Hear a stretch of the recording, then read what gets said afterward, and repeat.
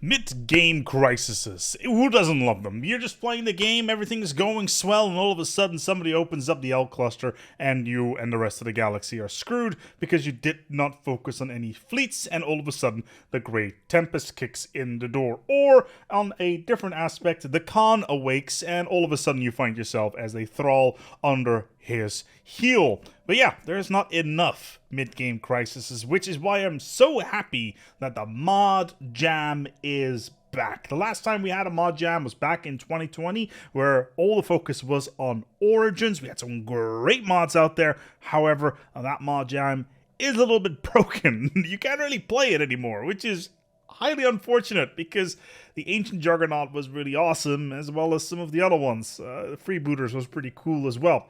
So, with this year's ModJam, what is the content going to be like? Well, it's going to be focused on mid-game crises. That's right, and they're all going to be released as their own little sub-mod that you can subscribe to inside of a giant playlist. And today we're going to go over a couple of the ones that have been part already of the ModJam. And of course, this comes out on the 10th of January, at least as it is predicted right now.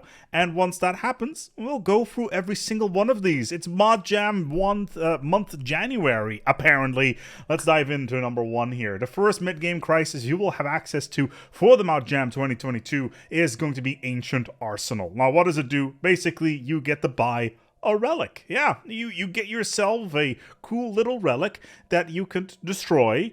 You could give it to somebody else, or you could keep it.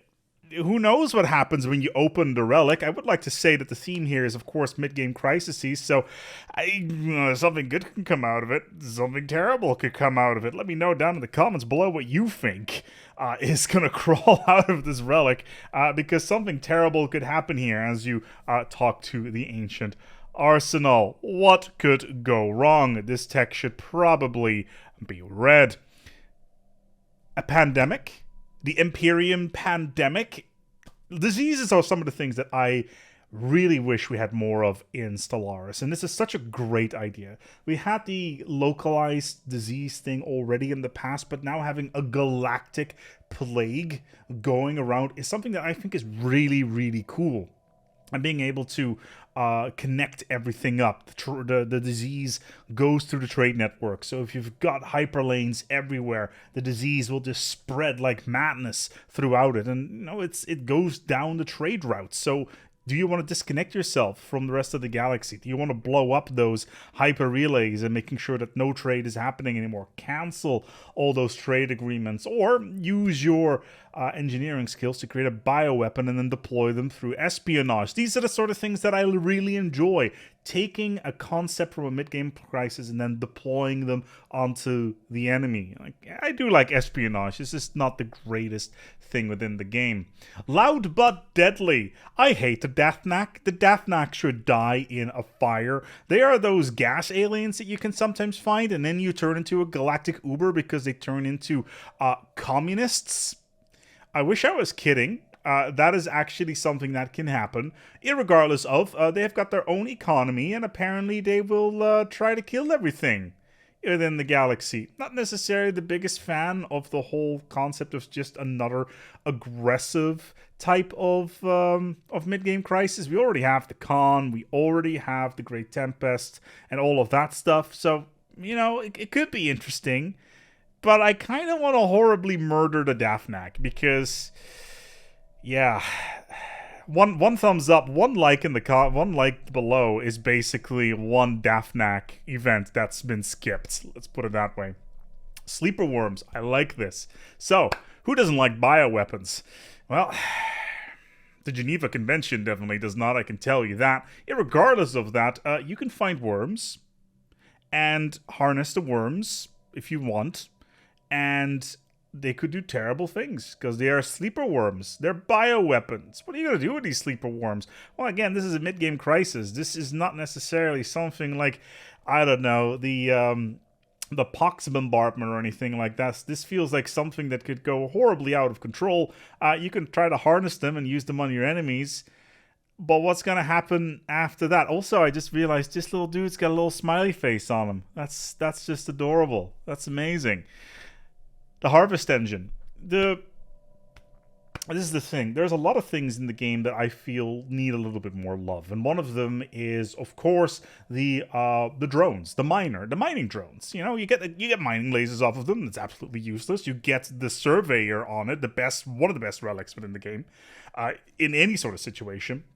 So they need a little bit more love, and that's where we have the harvest engine. They glitch out, they get out of the drone lands, and all of a sudden they're in the forge, and they are mining everything. They will mine every single planet in their wake and shatter them. Yeah, I like this. I like the idea of a force that's kind of like the endgame crisis, but it just consumes. It consumes everything in its wake. It's like unbidden light. I like that. But apparently they strip mine places, and if they create a shattered world, that shattered world will generate good resources. So it's a bit of a payoff. Like, how long do you let them rampage for? Like, through an enemy empire, sure, let them rampage through it, eat up all the planets, and then you just take all their space. I think that's cool.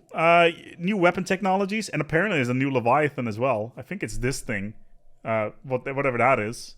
Looks cool. Long forgotten directive. Looking forward to this one. The harvest engine. The prime flesh, because the secondary flesh is not good enough anymore. A hive mind is sitting somewhere in a dying satellite galaxy. Wherever have we heard that before there, Praetorian Scourge? And apparently they're desperate to feed, even though the Praetorian, you know, we're kind of running away from the hunters, but that's for another time. Anyway, you discover this thing. It becomes more powerful, and then it sends diseases all over the shop. I think we've seen this before with the Empyrean Plague, but it's a cool idea that it's hive mind related this time around, so that's cool. I'm looking forward to see how this one is going to go. The Storm Cluster is basically the Elk Cluster, but even crazier.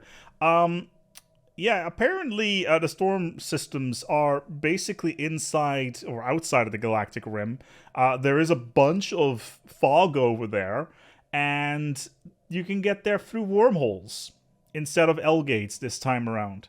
What is sitting in there, in that cluster? Again, it looks like it's all going to be with nebulae, which means that you won't be able to see what is next door.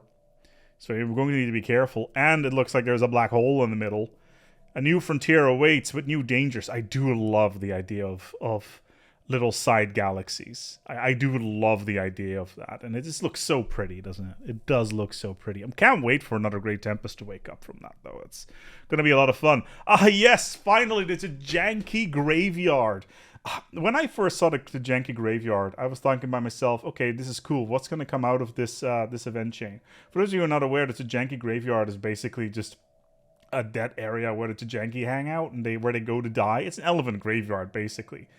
But apparently in this mid-game crisis, the janky graveyard wakes up because it wasn't a graveyard but an incubation chamber and etc. And more Tajanki will come in and will create Tajanki planets with dead Tajanki being spreading all over the galaxy. Oh dear lord, I love everything for this one. This is like Leviathans on crack, I would hope. I wonder if this would synergize with the Tajanki directive where you can get money out of them, or gas. Yeah, that would be fun. Not powerful at all. No, definitely not. Replicators, you know, inquisitive replicators, they won't attack anybody. They're just interested in information. They will just try to hack everything in sight, and who knows what comes out of that. They will von Neumann themselves all over the shop, so basically they'll start replicating themselves en masse, and God knows what comes out of that. Or you could, you know, complete their quests in exchange for power. That's interesting. So either you fight them, like the Khan, or you do stuff with them, like the Infinity Sphere. I like that. Like it's an a mid-game crisis that is not necessarily negative. Like positive things can come out of this. That's cool. And finally, we have the Interdimensional Crate. If you like Electronic Arts and loot boxes, welcome. Here's a massive loot box that spawns in space. Who knows what comes out of it? We don't know. It's an event chain. Hopefully, it's something along the line of like a giant situation. It has multiple outcomes, and yeah, it may give you a species the opportunity to conquer the galaxy, or just annihilate everything you stand on. It's a loot box. It's the Caravaneers on steroids. I really like this idea. So what do you think here? The ModJam will be coming out, at least all the mods will be coming out on the 10th of January. We're going to be playing all of these, and we're going to be making videos of all of these, just like we did last time around with that ModJam back in 2020. We had so much fun doing it back then, and we'll have a lot of fun doing it this time again. What do you reckon? Which one of these is going to be cool? Which one do you think is going to be boring? And which one of these do you like just in general? Or, of course, if you're thinking by yourself, you know, I would like to see something else instead of this, let me know down in the comments below. And remember, every single crisis fought back is one like down in the comments. Anyway, thank you so much for watching, and thank you to my patrons for making this video possible today. We're going to go wrap this thing up. And remember, on the 10th of January, it'll be ModJam time. Let's get ready for some mid-game crises.